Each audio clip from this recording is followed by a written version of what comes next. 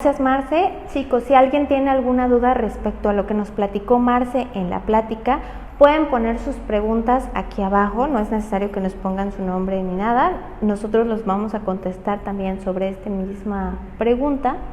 Y bueno, les vamos a pedir su siguiente actividad, me van a poner plática 2 y su nombre completo. Repito, plática 2 y su nombre y su apellido, es decir, su nombre completo, como va a aparecer en el reconocimiento. Esta les va a contar como su segunda asistencia. Ojo, si alguno de ustedes se atrasa y alguien ya me está pasando la asistencia de la plática 2, no pongan plática 1 porque de todos modos ya no se las voy a contar. Eso es una de las cosas que les pedí al inicio, que estén al pendiente de las actividades que les vamos a pedir, porque de otra manera sus asistencias ya no van a contar. Entonces, repito, vamos a poner plática 2 seguido de su nombre completo. A continuación vamos a seguir con la ponencia Posicionamiento del paciente y movilidad. Esto nos lo va a dar la terapeuta ocupacional Mirna Arauz, que ella además se encuentra dentro del Instituto Nacional de Rehabilitación y nos canaliza muchos pacientes que se encuentran en el proceso de rehabilitación de una discapacidad adquirida o que la hayan tenido congénita. También es miembro del equipo de profesionales de la rehabilitación. Y cabe mencionar que ella es la primera terapeuta o la primera profesional de la rehabilitación que se capacitó en el modelo vida independiente y dio pie a que se pudiera unir este modelo médico con el modelo social, como ya lo mencioné al inicio. Entonces, Mirna, por favor, adelante con tu plática. Gracias. Ok, empiezo a compartir pantalla.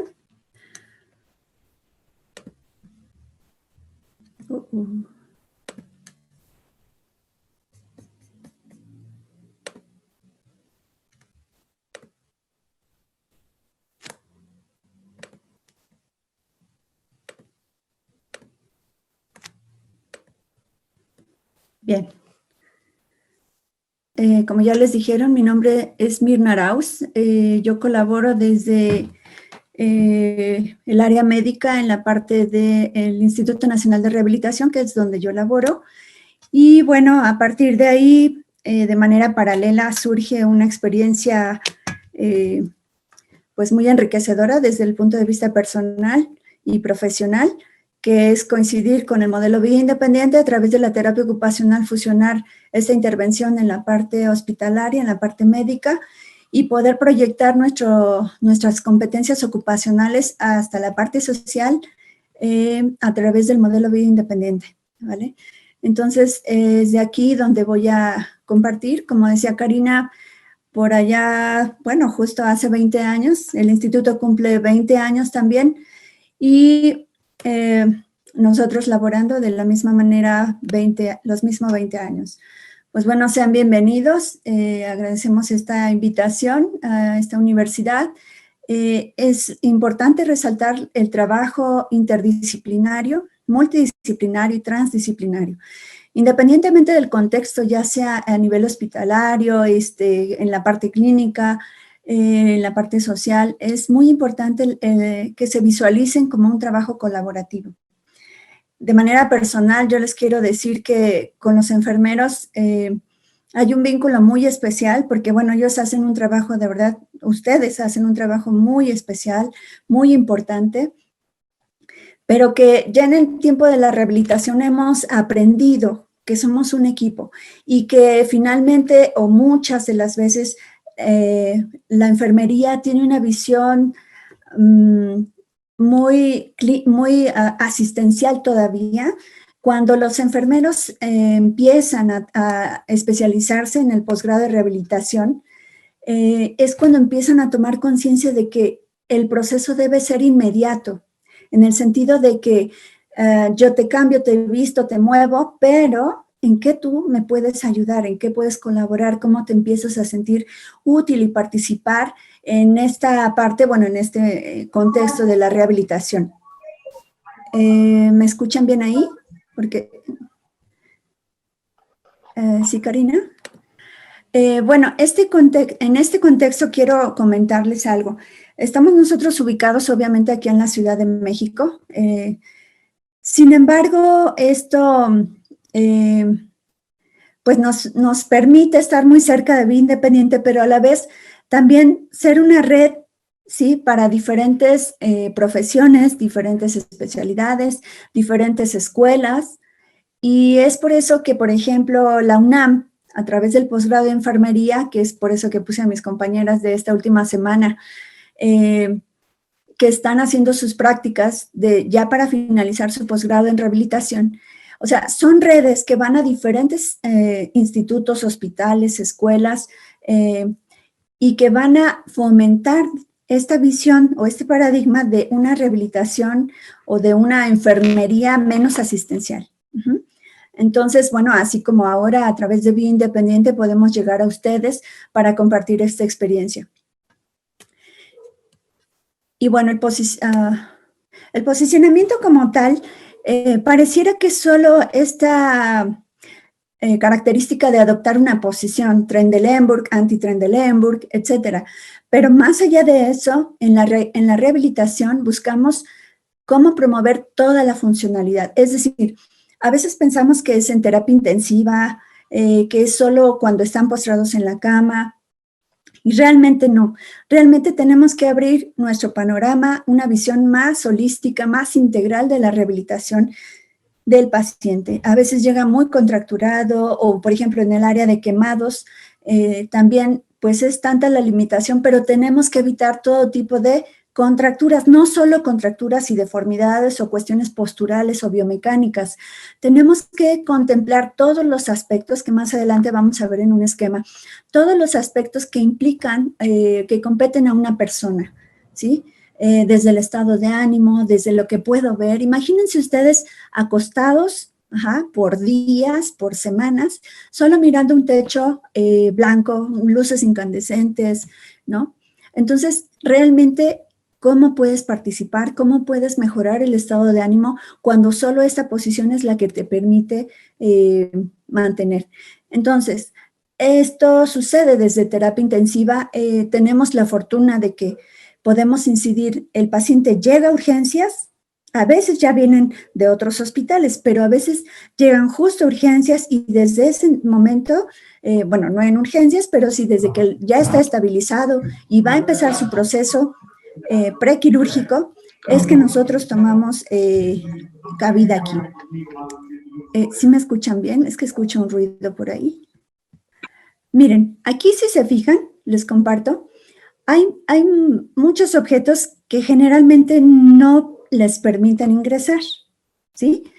El material que nosotros manejamos es exclusivamente almohadas, sábanas. Estas son bolsas de suero forradas con venda. A veces utilizo sábanas para sujetar los brazos del paciente. Y es así como vamos promoviendo desde el aspecto biomecánico la disminución de contracturas, o prevenir las contracturas, si es que todavía tenemos buena movilidad. Pero sí lo quería mostrar porque a veces nos imaginamos que así va a estar y no, realmente vamos a ir quitando todos los elementos, sobre todo hoy en tiempo de pandemia, pues evitar se introduzcan elementos. De hecho, a terapia intensiva no dejan introducir tantos como en esta ocasión lo hicieron porque ya estaba hospitalizado. Quiero comentarles que el posicionamiento, bueno, no solamente es en la etapa de aguda o que solo esté en la cama. El posicionamiento va a tener es un punto de inicio en cada una de las posturas a las que el paciente va progresando. Es decir, por ejemplo, en la cama, ¿sí? Tenemos que buscar previo a la cirugía, posterior a la cirugía, cuando se encuentra en unidad de cuidados intensivos, tenemos que buscar el cambio de posición, el cambio de decúbito cada 2 horas, ¿sí? Para prevenir complicaciones como úlceras por presión, ¿no? Cuestiones vestibulares, depresión, aislamiento, disminución de la participación, ¿sí? O sea, si hay una ventana, pues muevo la cama, si es posible, muevo la cama para que el sol le dé, ¿no? la helioterapia, que sería. Y sobre todo promover esta parte de la funcionalidad. O sea, si posiciono a mi paciente de tal manera que ahorre energía, ¿sí? Posiciono, por ejemplo, unas almohadas bajo su codo para que ahorre energía y pueda intentar comer por sí solo, entonces ya es un posicionamiento funcional, algo que me permite que el paciente participe, que descubra sus movimientos. Desde el enfoque de neurodesarrollo, estoy promoviendo o activando movimientos que a lo mejor el propio paciente no conocía. Ajá. En el posicionamiento referente a la parte de sentado, o sea, pasar de la cama a la posición sedente, eran muchas imágenes y son muchas imágenes las que les voy a compartir, pero si no, les comparto aparte las de esta semana, que es cómo vamos sentando gradualmente al paciente. Bueno, es que no hay camillero, es que no hay silla de ruedas, es que no va a poder bajar. Entonces, en la cama lo vamos sentando progresivamente. Ajá. ¿Por qué? Porque necesitamos, en el caso muy particular del lesionado medular, incluso del paciente quemado, la sedestación debe ser progresiva, porque si no, podemos, como ustedes bien lo saben, presentar una hipotensión ortostática. Entonces, el mareo, el desmayo, vienen súbitamente. ¿Qué tenemos que hacer? Ir descendiendo el respaldo, el respaldo, y ascendiéndolo progresivamente o en la mesa de estabilidad hasta permitir que tolere la posición, pero que no se nos desmaye. Hasta aquí vamos bien, ¿no? ¿Alguien quiere hacer alguna pregunta, un comentario? Voy a tratar de verlos. A ver si caben todos en mi pantalla. Ok. Hasta aquí vamos bien. ¿Alguna pregunta? ¿No? Bien. Para el pasar de una posición a otra, en los conceptos ocupacionales, de terapia ocupacional, tenemos algo que se llama ejercicios preparatorios. Es decir, bueno, a lo mejor a mí me ponen a flexionar y extender mis codos, porque este ejercicio, este movimiento me prepara para una actividad significativa. ¿Qué es esto? Pues la actividad de alimentación. Y la alimentación me prepara para una ocupación. Si yo me alimento, que es actividades de la vida diaria, esto cubre un área del desempeño de la persona, ¿sí? Y entonces esto me permite tener energía para irme a estudiar, irme a trabajar, irme a divertir, etc. Entonces, es un preparatorio. O sea, el que yo vaya adoptando posición diferente me prepara para una actividad significativa. Ejemplo, pues bueno, me están sentando en la cama, tolero la sedestación, me prepara para ir a la silla neurológica, la que tiene apoyo cefálico, y progresivamente pasar a una silla con menor apoyo, ¿sí? Que me sienten más a 90 grados y que yo pueda entonces empezar a activar la movilidad de los miembros superiores.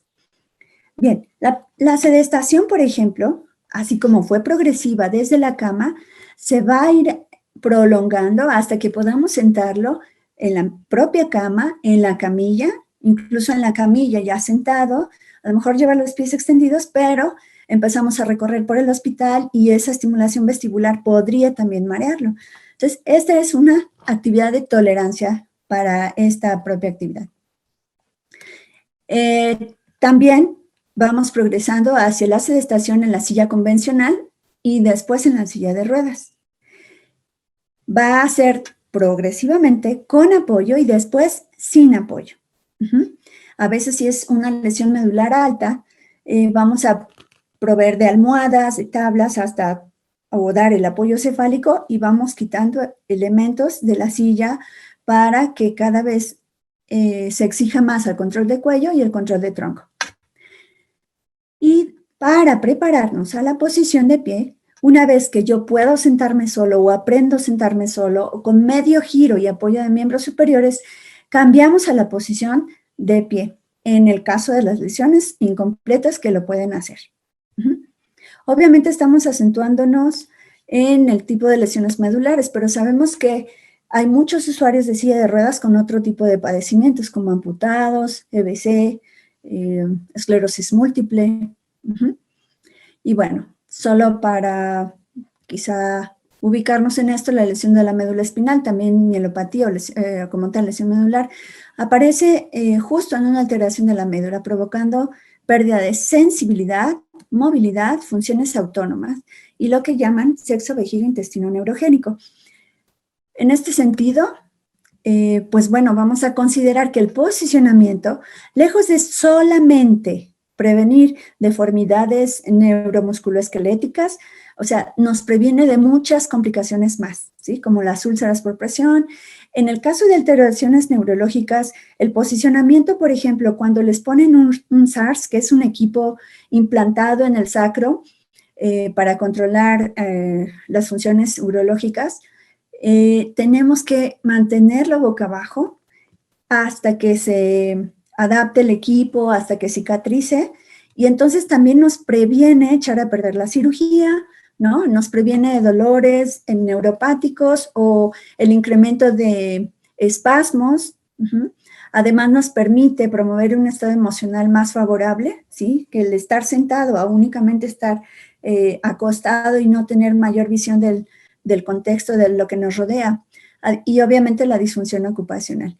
Este es un esquema de los dermatomas, el por qué es importante también la posición, nos va dando la información propioceptiva y sensorial del propio cuerpo, en el caso de lesiones medulares incompletas. En el caso de lesiones medulares completas, pues bueno, seguramente no se va a recuperar la sensibilidad, pero hay que aprender a tomar el control del movimiento. Esta es una evaluación de ASIA que se hace cada semana para ver los progresos que va teniendo el paciente, desde el punto de vista sensorial, motor y neurológico. Aquí sí les quisiera compartir esta tabla para ubicar, no sé si puedo preguntar de nuevo, si alguien ubica las diferencias en la lesión medular o si lo van a ver después, pero en este momento del posicionamiento es importante ubicarlo porque depende de ello lo que vamos a ir exigiendo en el posicionamiento. Bien.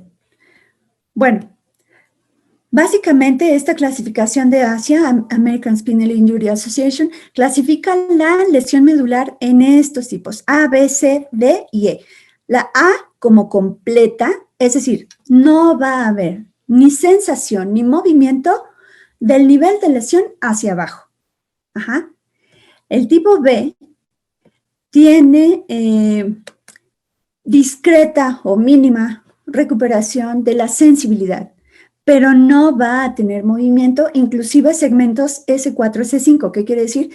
No va a haber control de urológico ni de intestino. Ajá. Y la lesión, la clasificación C de incompleta, es decir, puede tener función motora conservada. Ajá. Así los siguientes tipos. Uy, perdón. Quería verlos. Bien. La escala D y E es realmente los que tienen mayor conservación de movilidad. Sí, en el caso de la E, pues solo para recordarlo es como excelente. Tienen una recuperación casi al 100%. Y en este caso, las lesiones completas, ¿sí? Completa, perdón. Estas son incompletas. Y en la lesión completa muchas veces es donde se llega a complicar, sobre todo en el nivel cervical, ¿sí? En lesiones muy altas, porque sucede con muchísima frecuencia la hipotensión ortostática o la disreflexia, que es el incremento súbito de la presión porque no toleran la sedestación o el desmayo total. Entonces, por eso es importante ir graduando la sedestación o el posicionamiento para permitir la funcionalidad. Bien, las evaluaciones que Bartel, Lawton y Brody Tinetti, dependiendo del tipo de lesión medular, Bartel y Lawton y Brody para lesiones completas, como, es decir, que son paraplegias, ¿sí? O lesiones medulares completas a nivel cervical o torácico. Y Tinetti es una lesión para lesiones medulares incompletas en las cuales pues vamos a tener una movilidad de las extremidades inferiores para ver si se sabe parar, si tolera la bipedestación, si puede hacer un giro, etc. Aquí les comparto un artículo muy interesante sobre la guía de paramédicos de atención primaria sobre la prescripción de silla. El punto es que el posicionamiento no solo es en la silla de ruedas. El posicionamiento ni solo es en terapia intensiva, ni solo es cuando estás en cama, ni solo es cuando estás en silla. En realidad, deberíamos procurar cuidar nuestro posicionamiento, nuestra postura en cada una de las actividades que realizamos, apretando siempre abdomen, ¿no? Y algunos dicen, bueno, pero no siento el abdomen. Bueno, entonces aprende a utilizar las palancas de tu cuerpo, los puntos de equilibrio y balance para evitar deformidades. Como les decía, nuestra intervención es desde el día de lesión, en el caso de que lleguen al instituto, y desde ahí empezar con el posicionamiento. Hay veces que ya llegan operados de otros institutos, de otros hospitales, o que no pudieron ser operados, llegan muy contracturados, entonces el posicionamiento es más para corrección y empezar a trabajar. A lo mejor ya no se marean, pero tienen unas contracturas tremendas. El programa de rehabilitación previo, hace pues justo 20 años, podía durar alrededor de 2, 3 años en que el paciente, les repito, iba como a algo asistencial, ¿sí? Como a un club, ¿no? Y se quedaba varios años, varios meses en rehabilitación. Hoy por hoy duran alrededor de mes y medio. Me comentaban que en otra clínica del IMSS duran 3 meses. Aquí es mes y medio. Después de la cirugía, les dan un lapso de 2 semanas y ese mes y medio o un mes tiene que salir completamente rehabilitado en la medida de lo posible si no hubiera una complicación. En el caso de lesiones medulares altas, si llega a haber complicación, se queda un poquito más de tiempo. Quiere decir que en este mes y medio tenemos que posicionar y apresurar la funcionalidad lo más rápido posible. Es por eso que la vinculación del modelo médico y social es vital. Decimos, mes y medio, váyase a su casa, sea feliz, busque su integración social. No es tan fácil decirlo como pareciera, pero hoy en día, con la intervención de las alianzas, de las asociaciones como FADI, Vida Independiente, nos permiten tener un puente, un vínculo entre esta parte del modelo médico y social para que el paciente no vaya y se pierda y se hunda en su cama en la depresión, sino que este posicionamiento nos permita visualizar a dónde más vamos a progresar. La sedestación, en este caso, pues nos permite visualizar el uso de la silla de ruedas.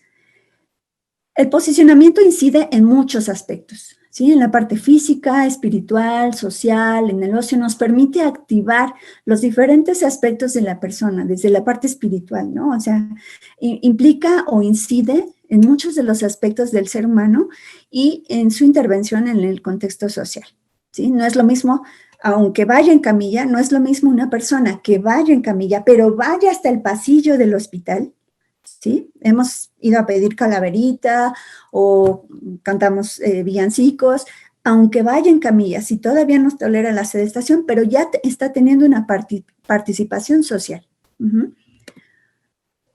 Y esto es el paradigma que tenemos que romper.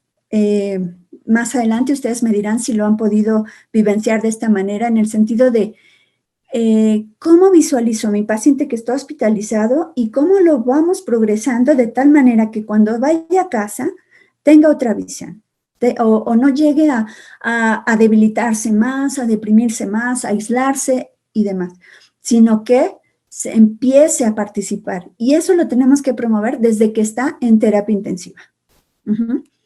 Para que entonces no se vea tan lejana esa participación a la hora de estar fuera. Bien, somos un equipo y todos tenemos que buscar esta promoción. ¿A quién le toca el posicionamiento?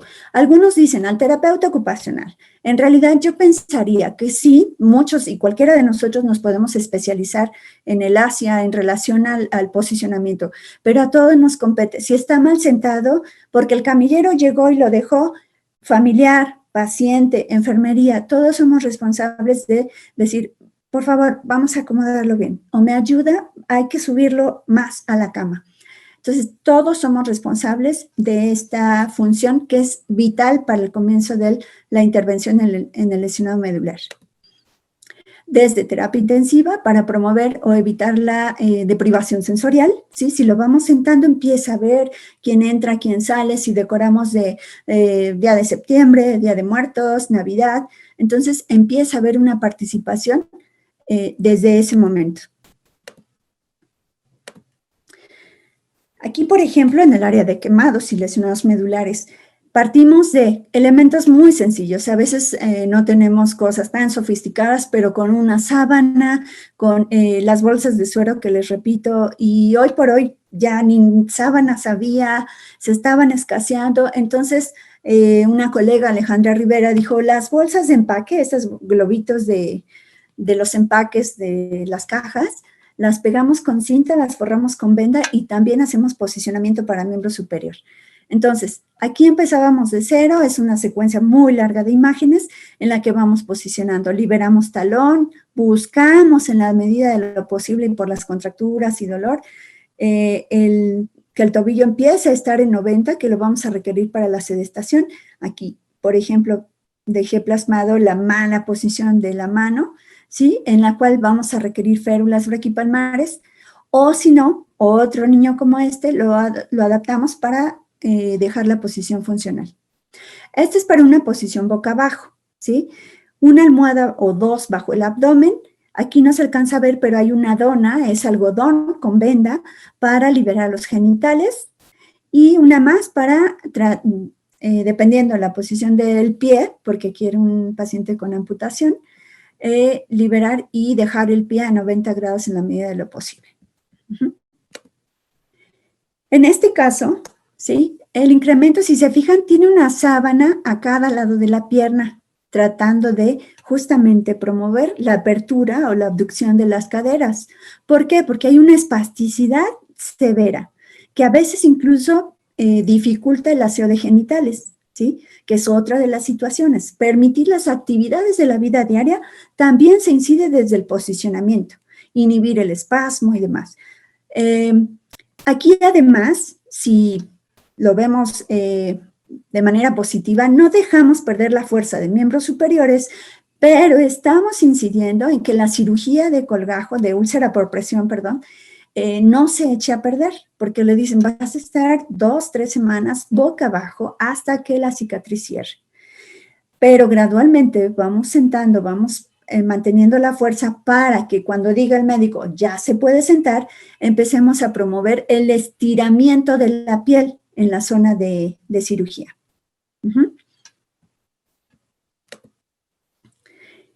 ¿Por qué es tan importante el posicionamiento? Decíamos, para prevenir estas complicaciones. En cualquier tipo de silla, ¿sí?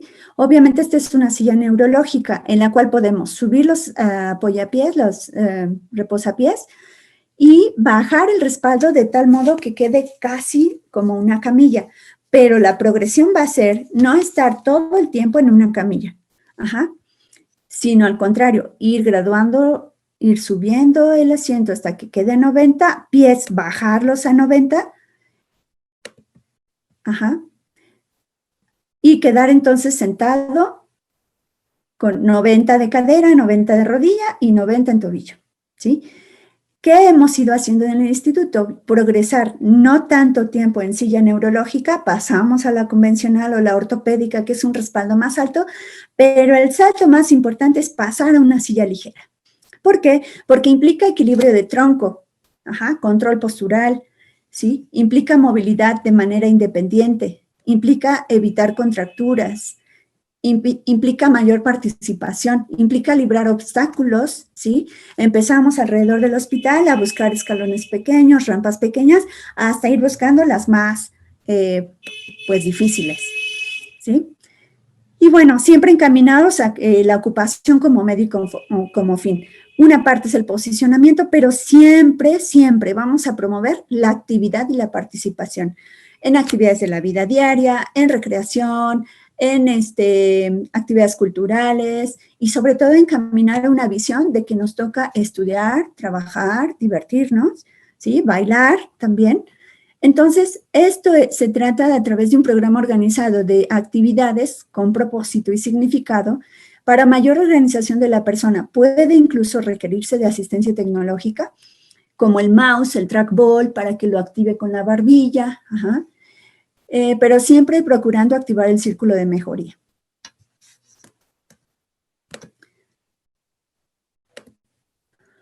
Bien, muchas de las veces, bueno, la mayoría de mi población es adulto, sin embargo, hemos también tenido que incidir en pequeñitos. Y bueno, el posicionamiento a veces es muy complicado, pero tenemos que buscar maneras. Llegó el Clostridium, llegó la pandemia, pero tenemos que buscar la manera. Hoy, por ejemplo, tienen que usar guantes para usar su silla y empezar a posicionarse en la silla, aunque no bajen a todos las áreas donde pues hay más ingreso de personas externas. Y bueno, ¿a qué nos lleva el posicionamiento? A poder participar, a poder elegir actividades de manera cultural, pintar con la boca, etc. Esto implica también, bueno, el posicionamiento en la silla, y cuando la característica de una silla se ajusta a la necesidad y habilidad del individuo con lesión medular, se maximiza la salud, la función y la participación comunitaria y sobre todo la calidad de vida. Entonces, recordemos que no solo se incide en la parte biomecánica o evitar deformidades, se incide en muchas funciones más. Hay algo que, si bien les pueden mencionar, no lo sé, la parte urológica, ¿sí? Yo les invitaría a que tengan mucho cuidado en el manejo de úlceras. A veces no se dan cuenta, cargan al paciente y ya jalaron la sonda. Eso es un foco, obviamente, de infección, porque ya empezó la temperatura, ya rasgaron la uretra, a veces requiere cirugía y, por tanto, necesitamos entonces tener todo contemplado de cómo prevenir complicaciones. Por eso la sonda, yo les recomiendo siempre, les digo, es un perrito faldero, nadie lo mueve si usted no ha agarrado su sonda, la fija en su pantalón, ¿sí? Porque es tan frecuente como, bueno, no sé si a ustedes les ha tocado, pero espero que no. Esta participación llega incluso a actividades de tipo social, ya sea en grupo cocinar, cantar, celebrar, ¿no? Las graduaciones, las bodas, etc. Como decíamos, es abrir un paradigma a las nuevas generaciones, los pequeños que han descubierto el potencial de poderse mover a donde ellos quieran a través de una postura adecuada en una silla de ruedas, evitando complicaciones, ¿no? Que mermen su crecimiento y su participación. Es lo que les decía, a lo mejor no puede sentarse todavía o trae una complicación, un trombo, un émbolo, y no nos permiten flexionar cadera ni rodilla, no importa. Salimos en cama, todos participan, hacen pasaje, el equilibrio en posición sentado para cortar el cabello, ¿no? ¿Quién es estilista? ¿Cómo promover o inducir a su actividad previa, a su actividad laboral? Entonces, el posicionamiento no es solo algo estático, solo para cama, es algo dinámico, algo funcional, algo que nos prepara para la participación social al 100%. Bueno, este es un pasaje que lo verán con algún otro colega. Y algunos de ellos, bueno, ¿cómo vas a pasar de la posición sentado a la posición de pie? Ahorrando energía, ¿sí? Como la inclinación de tronco, extiendes piernas y entonces puedes, sin forzar los brazos, sin encoger los hombros, ahorrar energía y ponerte en la posición de pie, lo que sería en base al neurodesarrollo. Y bueno, ese posicionamiento, les repito, no solo es estar sentado en un lugar, no es estar sentado y cómo promover cada uno de mis movimientos, ya sea para solo escribir con la boca, ya sea para bailar, para interactuar, para desplazarme, etcétera, ¿sí? Algunos se cuestionan, sí, como para qué bailar, a lo mejor no vas a ser bailarín, ¿para qué pintar? No vas a pintar con la boca, pero es activar ese círculo de mejoría del que les hablaba antes, para entonces sí empezarte a activar que no solo dependes del cuidado de un enfermero, que tienes que participar en la medida de lo posible, mover la cabeza para que te metan la camisa, ¿sí? Metes el lado más afectado primero, pero luego intentas vestirte solo. O sea, cómo el posicionamiento es un parteaguas para empezar a activar tu rehabilitación, tu recuperación. Y bueno, hay muchos tipos de posicionamiento, pero en lo personal lo menciono porque Angelita es una de las líderes que, aunque no me tocaba o no me dejaban atenderla, pues fue una casualidad que pudimos hacer este enlace con Vida Independiente y bueno, luego ella logró hacer un curso para su comunidad, para que su amiguita también obtuviera silla y ella llegaba mal posicionada, no les muestro esa foto, pero en una carriola, ¿no? Cargando las mochilas para que su mamá la moviera. Y hoy por hoy, los compañeros no me dejarán mentir, es una líder, es una instructora y que más allá de un posicionamiento físico, te empodera de manera emocional y socialmente. Pues bueno, es para mí un orgullo poder participar con su universidad, así como con otras instituciones, tratando de incidir en que la ocupación va más allá de o sea, es un paradigma de impacto personal y social, así como Vida Independiente pues ha impactado en nuestras vidas. Esta es bibliografía y pues bueno, esto es casi todo por mi parte, es incidir en un México con proyecto de todos y para todos. Muchas gracias. Muchísimas gracias, Mirna. Les pido a todos ustedes, chicos y chicas de enfermeros, que por favor a continuación me escriban aquí abajito en los comentarios Plática 3 y su nombre completo. Repito, Plática 3 y su nombre completo. Esto les va a contar como su tercera asistencia. Nuevamente repito, Plática 3 y el nombre como va a aparecer en su reconocimiento. Igualmente, si tienen dudas sobre la plática, ya saben que las pueden poner aquí abajo y sobre eso nosotros nos vamos a dedicar con cada uno de los ponentes a contestar estas preguntas para que no se queden con la duda. Y bueno, ahora vamos a pasar con nuestro último tema del día. Este es manejo de incontinencia. Nos los va a dar la doctora Carmen Morales. Ella fue parte del equipo de Vida Independiente. El día de hoy se encuentra dirigiendo un centro comunitario en Guanajuato. También es una persona con discapacidad que pasó por el modelo de Vida Independiente y nos puede hablar, yo creo que muy bien, desde el área médica y también desde el área vivencial de este proceso exitoso del modelo Vida Independiente. Esta ocasión lo vamos a aterrizar en el manejo de incontinencia, así que por favor, Carmen, adelante, bienvenida. Muchas gracias por la invitación. Pues bueno, vamos a empezar el día de hoy con una plática que me hicieron el favor de solicitar. Con todo gusto, es un placer para mí colaborar para Vida Independiente. Uno de los temas relevantes del día de hoy es las infecciones o sobre todo el manejo de las vías urinarias durante la contingencia sobre todo, pero sobre todo también como parte de los cuidados que se tiene que tener la persona con discapacidad adquirida. En este caso, esta plática es dirigida para todas aquellas personas con discapacidad adquirida, sobre todo con personas que han sufrido de lesiones medulares, tanto adquiridas porque las congénitas se manejan de una manera distinta. Bueno, como ustedes saben, en una persona que no padece ningún tipo de discapacidad, una persona previamente sana, hay una serie de factores que hacen del llenado y el vaciamiento vesical constante, dependiendo del consumo de líquidos que nosotros vayamos teniendo. Para que se den una idea de lo que les estoy hablando, pues voy a hacer una breve explicación de cómo funciona la parte más importante de nuestro sistema urinario, que es la vejiga. En el caso de la lesión medular adquirida, es uno de los problemas con los que nosotros tenemos que vivir a lo largo de la discapacidad, que tiene una serie de componentes fisiológicos muy complejos. La vejiga por sí sola está regulada por distintos nervios que provienen de la médula espinal, que a su vez provienen del sistema nervioso central. Se entiende entonces que el sistema nervioso central, que es el cerebro, tiene una prolongación hacia las extremidades del cuerpo por medio de la médula espinal.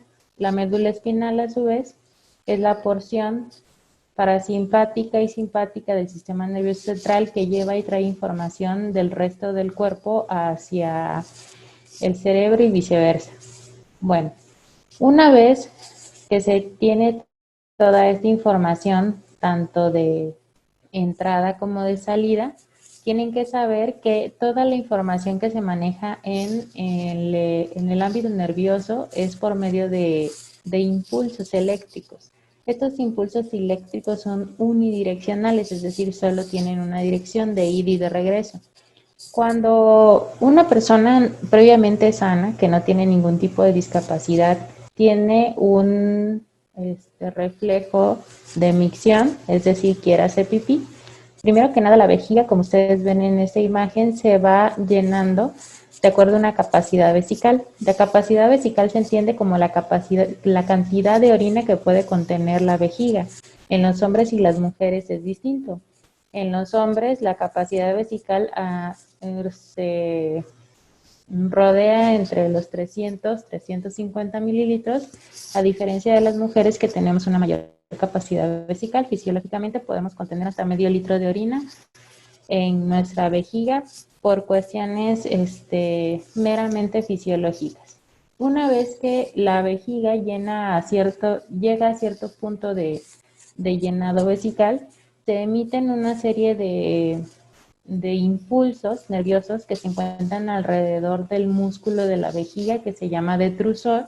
Este músculo es un músculo liso que tiene acciones tanto voluntarias como involuntarias, a diferencia de otros músculos del cuerpo.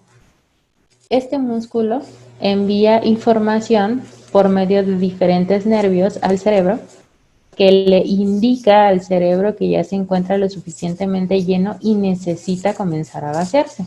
Les pongo la imagen de este lado porque aquí claramente se ven los diferentes nervios que participan en el proceso de llenado y vaciamiento vesical. Estos nervios se conjuntan, a su vez cada uno conjunta información y se va relevando por diferentes partes de la médula espinal para que a su vez, una vez que toda esta información se conjunte, pasen directamente la información al cerebro y el cerebro envíe de regreso otra información que le diga al esfínter interno y externo de la vejiga. El esfínter pues es un anillo fibroso que también es regulado por los nervios, y estos esfínteres hacen que pues la vejiga pueda vaciarse al momento de que estos se relajan y permitan el paso de la orina a través de la uretra. Este es un proceso fisiológico normal. Cuando en algún punto de la fase de llenado y vaciamiento vesical hay un trastorno en la comunicación de cualquiera de estos nervios o de cualquiera de los sistemas que les acabo de explicar, surgen las anomalías vesicales que conllevan a la vejiga neurogénica.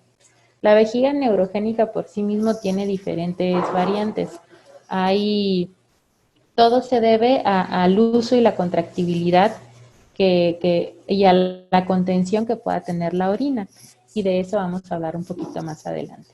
Entonces, en la fase de vaciado, cuando se tiene suficiente orina en la vejiga, se hace un proceso de contracción muscular a través de esas fibras nerviosas. Recordemos que los nervios no solo sirven para emitir algún tipo de sensibilidad, sino que también participan en el proceso de contractibilidad y de movilización de ciertos órganos de nuestro cuerpo. Y en su caso, estos nervios, al llevar la información de regreso, hacen que se emita un proceso de contractibilidad en la vejiga y la relajación de los esfínteres de la vejiga para que pueda salir la pipí. Si en alguno de estos mecanismos de regreso para la relajación y el vaciamiento vesical fallan de alguna manera, también surgen los problemas vesicales. Entonces, si ustedes pueden ver, podemos tener trastornos urinarios tanto en la fase del llenado de la vejiga como en la fase de relajación de los esfínteres y en la contracción de la vejiga para que por sí sola pueda sacar la orina. Entonces, nosotros como médicos investigamos mediante diferentes mecanismos de apoyos diagnósticos como lo es la urodinamia, que es el más ideal, de saber qué tipo de actividad vesical tiene la persona con una lesión neurológica, llámese con una lesión medular, llámese con una malformación congénita como el mielomeningocele, o bien algún otro tipo de discapacidad motriz que se derive del sistema nervioso central. Entonces, dependiendo del tipo de discapacidad que se tenga, es más o menos el mecanismo por el cual se puede suponer que se está propiciando el efecto de la vejiga en ese tipo de discapacidad. Y esta imagen me gusta mucho enseñárselas porque de aquí claramente se ven los nervios que participan tanto en el proceso de recabar la información de entrada que va a subir al cerebro e informar que la vejiga está completamente llena, y el efecto que emite el cerebro en el momento en el que recibe esta información para que se pueda relajar el esfínter y vaciar la vejiga correctamente. Ahora, ¿qué sucede? Bueno, se ha visto que en lesiones medulares altas, en personas que tienen algún tipo de cuadriplegia o bien lesiones medulares por arriba del nivel torácico de la vértebra torácico número 4, tienen un proceso de disinergia. ¿Qué quiere decir esto?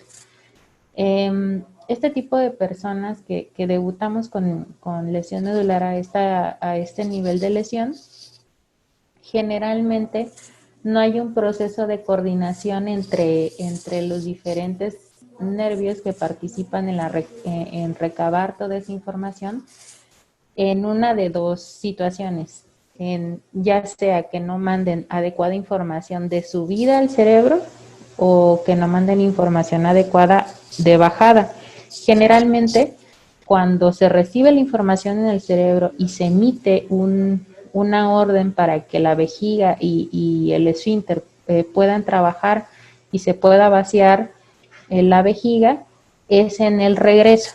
Cuando baja entonces la información, por la cicatriz que genera la lesión medular en el momento que surge ese proceso de muerte celular que va acompañada por sí misma de la lesión medular, en ese momento se suspende esa información y pues no puede ser ejecutada por la vejiga ni el esfínter.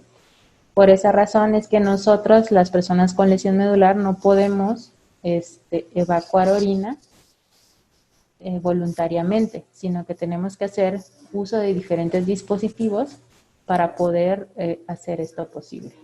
Ahora, cuando las lesiones medulares son un poco más bajas, igual puede suceder lo mismo que tanto que haya problemas de comunicación al ingreso de regreso al cerebro o de bajada. Sin embargo, aquí como el proceso de relevo de la información a lo largo de toda la médula espinal, en esa información no se emiten los suficientes neurotransmisores que son los responsables de hacer que la vejiga pueda relajarse o no.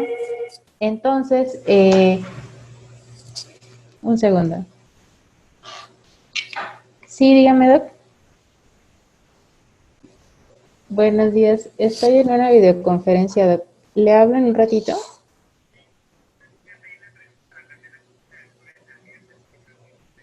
No, ninguno. Gracias. Una disculpa. Bueno, cuando suceden este tipo de anormalidades en el proceso de reclutamiento de los de los neurotransmisores, ciertas partes de las paredes vesicales pierden suficiente tono. Entonces, la vejiga ya no se puede hacer continente, es decir, ya no puede contener en su interior, así como un globito de agua. Cuando tú en un globo lo llenas con agua, pues el globo contiene, es decir, pues contiene el líquido en su interior y ahí lo mantiene hasta que de alguna manera tú haces que salga esa agua. Sucede lo mismo con la vejiga. Cuando las lesiones medulares son altas, generalmente el tipo de vejiga neurogénica que se tiene es una vejiga continente, es decir, que puede contener orina generalmente, no es en todos los casos. En el caso de las lesiones medulares bajas, generalmente el comportamiento de la vejiga es ese tipo de vejigas que están completamente flácidas, es decir, que no son continentes, que no pueden tener algún contenido en su interior. Por tanto, generalmente las personas con lesiones medulares bajas cursan con un proceso de incontinencia y tendría que verse a qué nivel, y eso generalmente también pasa en personas con mielomeningocele, a qué nivel del sistema urinario en alguno de los nervios que van y llevan información y a su vez neurotransmisores está alterada esa situación. Cuando se logra identificar en la urodinamia que el problema es que el esfínter sí está correctamente cerrado, pero el motivo de la fuga urinaria es porque la vejiga está apretándose como loquita, pues hay algunos medicamentos que pueden inhibir ese efecto. Y entonces pasa de ser una vejiga incontinente a ser una vejiga continente. Entonces, bueno, toda esa información se brinda por medio de este estudio que les estoy comentando, que es un estudio urodinámico que lo hace un médico urólogo especialista. Y de esa manera podría sugerirse tratamiento. Ahora bien, hoy en día las infecciones de vías urinarias en las personas con lesiones medulares se considera hasta la segunda causa de muerte de las personas que adquieren una discapacidad del tipo neuromotora. ¿Por qué? Porque la primera causa de muerte en las personas con lesión medular pues son las infecciones severas secundarias a úlceras por presión. Es muy importante que tengamos en cuenta que la higiene vesical que nosotros podamos tener a lo largo de nuestra discapacidad va a ser crucial para prevenir infecciones de vías urinarias, para tener un adecuado funcionamiento renal, porque a medida de que se van teniendo infecciones de vías urinarias repetitivas o constantes, el sistema urinario como tal, que no solo es la vejiga, también se puede ver afectado, incluyendo los riñones, que ya son la porción del órgano funcional del sistema urinario que también se puede afectar, y ese es irreemplazable a menos que se haga un trasplante renal. Pero bueno, para no llegar a ese punto, hay muchísimos estudios médicos. La medicina se basa en evidencia científica y hay muchísimos estudios que hoy en día comprueban que una de las técnicas que han sido de mayor eficacia para poder tener un vaciamiento vesical adecuado es la técnica de cateterismo vesical intermitente, que consiste en colocar un dispositivo, es un catéter rígido o semirrígido al interior de la uretra para que pueda vaciar por completo esa orina. Esta técnica de cateterismo intermitente tiene que ser cada 2 horas idealmente, y posteriormente se puede reeducar a la vejiga de acuerdo al consumo de líquidos que se tenga, para que pueda ser más largo o más corto el tiempo. Entonces, es muy importante que sepan que hoy en día esta técnica es la más eficiente y la más adecuada para las personas que padecen de algún tipo de lesión medular porque garantiza el vaciamiento vesical al 100% de la vejiga sin tener otro traumatismo externo. Se dice que en 2 estudios simultáneos en personas que tienen sistema cerrado de vías urinarias, como son las sondas con las que se tiene afuera una bolsita, las sondas urinarias que van conectadas al final de una bolsita, esas son un sistema cerrado. Esta es una sonda entre comillas a permanencia, pues para algunas personas que así lo conozcan. Esta sonda a permanencia se comparó con el uso del cateterismo intermitente con técnica limpia, que es la que están viendo en la imagen, y no tenía ningún dato significativo de que una ocasionara más infecciones de vías urinarias que otra. Entonces, cualquiera de los dos es altamente eficaz. Sin embargo, la técnica de cateterismo intermitente es la que no ha tenido complicaciones médicas asociadas a su uso, como lo es un sistema de cateterismo con sistema cerrado. Entonces, ¿qué es lo que se necesita para cateterizarse? Muchos pacientes, a mí me decían, muchas usuarias en silla de ruedas me decían, es que por la anatomía genital femenina es mucho más difícil realizarse el cateterismo en la silla de ruedas. Entendemos que cada uno de ustedes tiene ciertas actividades de la vida cotidiana que se tienen que hacer día con día y pues bueno, el cateterismo se puede hacer en tu silla de ruedas, eso está más que comprobadísimo. Entonces, únicamente es algunas ayudas técnicas que se tienen que realizar en la silla de ruedas y siguiendo todas estas recomendaciones que vienen en la diapositiva, como bueno, tener un catéter limpio y estéril. Idealmente el catéter pues tiene que ser uno nuevo cada vez que se hace el cateterismo intermitente, pero si no lo tiene, se puede sumergir en soluciones antisépticas como el cloruro de benzalconio, que es un líquido rosita, es un antiséptico diluido en agua, 10 mililitros de benzal por cada medio litro de agua, se sumerge y por 20 minutos se sumerge esa sonda y puede garantizarse sus condiciones asépticas, ¿no? O sea, libre de microorganismos. Se puede utilizar gel, guantes, se pueden utilizar espejos u otros dispositivos si son necesarios, y por supuesto un recipiente de drenaje para colectar la orina que se vaya a drenar de esa vejiga.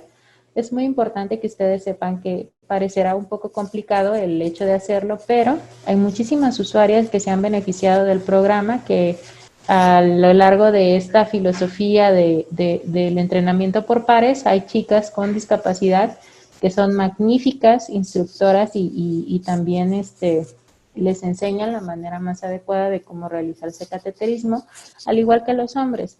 La mayoría de los instructores del programa pues son varones y desafortunadamente entre ellos siempre son más empáticos en el aspecto del cateterismo intermitente. Siempre de alguna manera siempre nos ayudan a orientarlos en la manera de la técnica correcta. Es muy importante que también tengan agua, para lavarse las manos idealmente, si no tienen guantes estériles, aunque se laven perfectamente las manos con agua y jabón para poderse hacer el procedimiento es suficiente, pero también les sugerimos siempre tener jabón neutro líquido, porque este jabón nos va a ayudar muchísimo a hacer un proceso de limpieza breve antes de poder introducir el catéter. Recordemos que pues la piel tiene algunos microorganismos que viven generalmente en él y que no nos causan daño, pero si pasan al interior de nuestro cuerpo, como en la vejiga o la sangre o cualquier otro órgano en el interior de nuestro cuerpo, pueden ser perjudiciales. Y es muy importante que antes de realizar toda esta técnica de cateterismo siempre tengan la manera de cómo hacer lo mejor posible una limpieza previa en el área donde se van a realizar el cateterismo antes de realizarlo.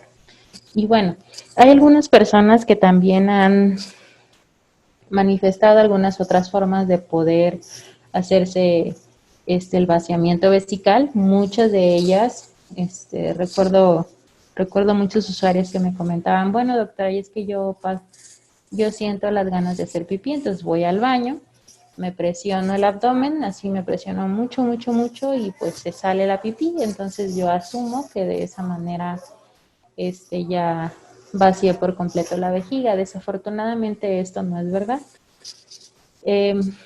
Si bien tienes una vejiga continente, es decir, que sí pueda contener la orina sin que se salga, en el momento que se hace una presión intraabdominal, lo único que se está haciendo es ejercer esa presión sobre el esfínter interno y externo para poder sacar la pipí, pero aún así se puede contener más del 50% de la capacidad vesical que se tenga. Es decir, que si en ese momento que tú te haces esta presión abdominal que se llama maniobra de Crede, si te haces esta presión, probablemente solo estés expulsando la mitad de la orina que generalmente expulsarías si, por ejemplo, te haces el cateterismo intermitente.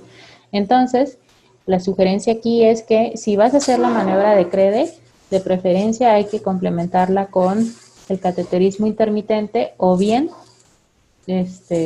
suspenderla definitivamente y solo hacer el cateterismo, que nos va a garantizar el vaciamiento de la vejiga hasta el 100%. ¿Qué puede pasar con esta presión intraabdominal? Bueno, esa orina que se queda en la vejiga, como se puede ver en la imagen, esa orina residual hace un efecto de turbulencia. Si ustedes llenaran un globo y le echaran un poquitito de agua a ese globo y la demás parte del globo tuviera aire, y si ustedes mueven esa agua, se genera algo que se llama turbulencia. Esa turbulencia, al momento de hacerse más intensa, puede ocasionar algo que se llaman cálculos o piedras. Entonces es muy común que todas estas personas que hacen la maniobra de Crede en un corto o mediano plazo hagan piedras en la vejiga, y esas piedras pueden ser tan chiquitas o lo suficientemente grandes para que terminen una cirugía. Entonces la recomendación es cateterismo. El cateterismo tiene muchísimas ventajas. Favorece la función renal, previene las piedras tanto en el riñón como en la vejiga, vacía por completo la vejiga, te permite una libertad y una independencia para hacer tus actividades de la vida diaria. Y bueno, las infecciones asociadas a la mala técnica del cateterismo intermitente podrían ser exactamente las mismas como si utilizaras cualquier otro dispositivo. Entonces, la verdad es que es la mejor elección hasta este momento.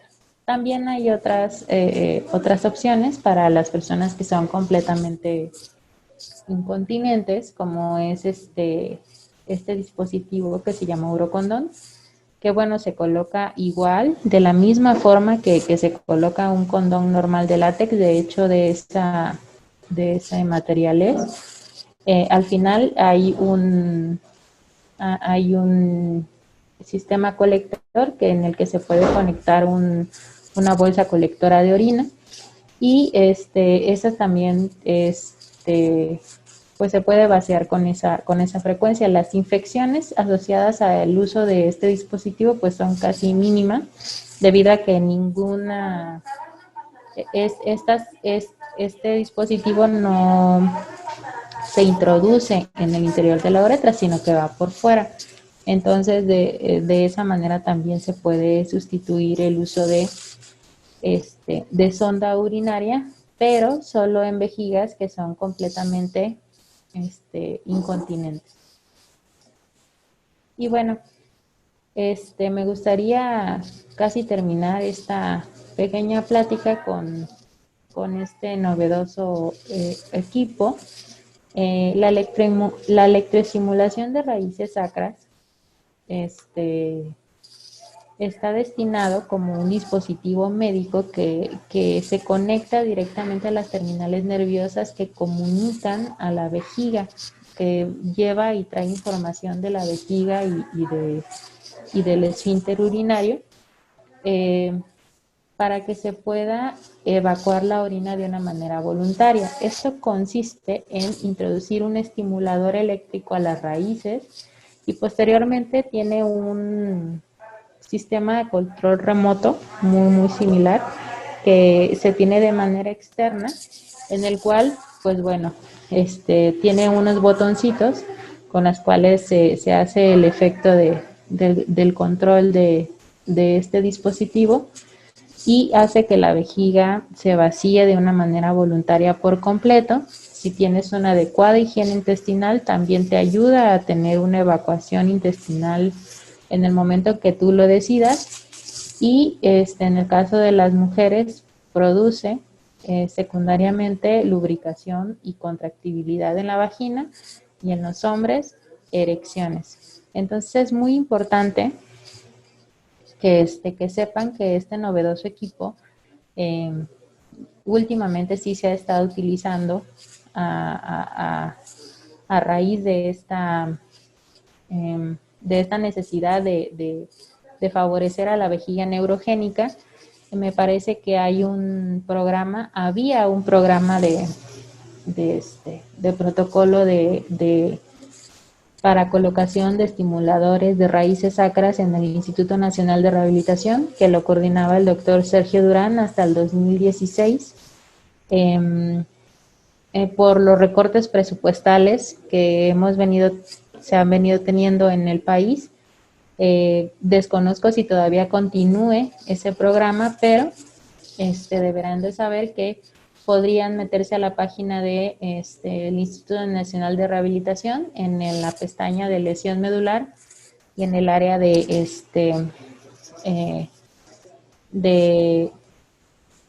lesionados medulares. Ahí hay algunos correos electrónicos y teléfonos donde podrían marcar para saber si son candidatos o no, o les den más información al respecto. Efectivamente, todas las personas que son candidatas a la colocación de este estimulador tienen que tener una serie de requisitos para poder ser beneficiados con este aparato. Y de esa manera les podría servir. Otra de las cuestiones quirúrgicas que podrían ser de utilidad, pues son intervenciones quirúrgicas que hacen que se comunique la vejiga con el medio externo directamente a la piel sin necesidad de que pase por la uretra, en este caso la uretra masculina, como por ejemplo la cistostomía. Muchos de mis usuarios me decían, bueno, doctora, por comodidad, por cuestiones personales, ¿usted me recomienda directamente que me haga esta cirugía? La respuesta es no. No es una decisión que se tenga que tomar de manera inicial. Siempre se tiene que agotar lo más posible el mecanismo fisiológico que se tiene por la uretra femenina o masculina en nuestro sistema urinario. Y la cistostomía sería una técnica quirúrgica a manera de una alternativa muy lejana, si es que por alguna razón en alguna parte de la uretra se ve afectada, se ve lesionada, se ve de alguna manera cerrada por alguna razón que ustedes gusten y manden, por algún traumatismo, entre otras cosas, que también es muy frecuente. Hay chicos que, por ejemplo, no lubrican suficientemente bien su catéter urinario, y al momento de retirarlo, se retira como con mucha, pues digamos, con mucha energía, y podría lesionar cualquier tracto de la uretra masculina. Y hablo particular de la particularmente de la uretra masculina, porque como es más larga que la femenina, generalmente esta es la que tiene mayores complicaciones en el momento de hacerse el cateterismo. O en algunas ocasiones, cuando se tiene una sonda a permanencia, el sistema cerrado, que termina en una bolsita, como es la que vemos aquí con esta sonda. Cuando esta sonda va por la uretra, y si por ejemplo tú haces tus actividades diarias y por alguna razón, en algún traslado, en alguna caída, en algún accidente que tengas, se llegara a jalar esa sonda, pues podría traumatizar en el interior de la uretra, y esta cirugía podría ser a consecuencia de esa lesión. Ahora bien, una de las cosas con las que quiero finalizar es que a pesar de que no tengas movilidad en tus piernas y seas usuario de silla de ruedas, si es que adquiriste una lesión medular, tienes que hacerte un hábito de la bipedestación.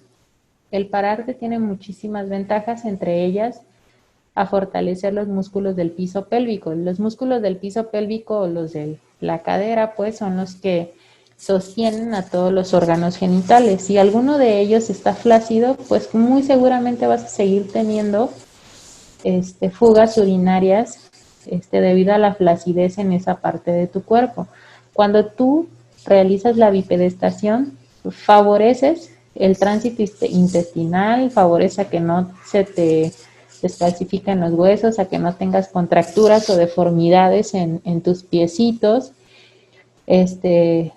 favorece tu sistema cardiovascular y sobre todo fortalece los músculos del piso pélvico. Por eso, en la medida que les sea posible, hay que permanecer de pie por lo menos 20 minutos diarios al día para que también se pueda hacer esto de un hábito y se pueda seguir con los beneficios que tiene la bipedestación por sí sola. Pues bueno, con esta última diapositiva termino. Les agradezco muchísimo su invitación. Espero que esto haya sido un poco más claro.